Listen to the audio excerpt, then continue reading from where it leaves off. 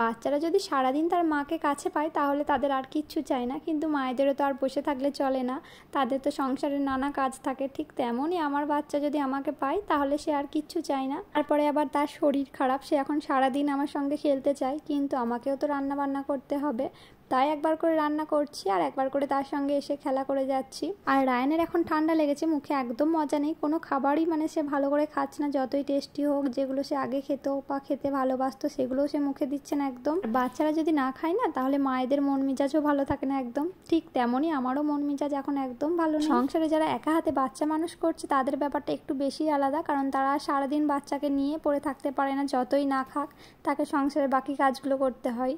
যদিও বা আমার কাজের লোকে সব কাজ করে দেয়, কিন্তু রান্না বান্নাটা তো আমাকে নিজেকে করতে হয়। আর আমি যে আধ ঘন্টা কি 1 ঘন্টা ধরে তার খাবার নিয়ে বসে থাকবো, তারপরে সে খাবে না, তারপরে আবার একটা খাবার তৈরি করে এনে তাকে দেবো, সেটাও খাবে না, এতটা টাইম আমার জন্য থাকে না। তাছাড়াও যদি বা বাচ্চা খেতে চায় তাহলে তাকে খাওয়াতে ইচ্ছে হয়, কিন্তু একদমই সে খাচ্ছে না, ঠান্ডা লেগে একদম মুখে মজা নেই।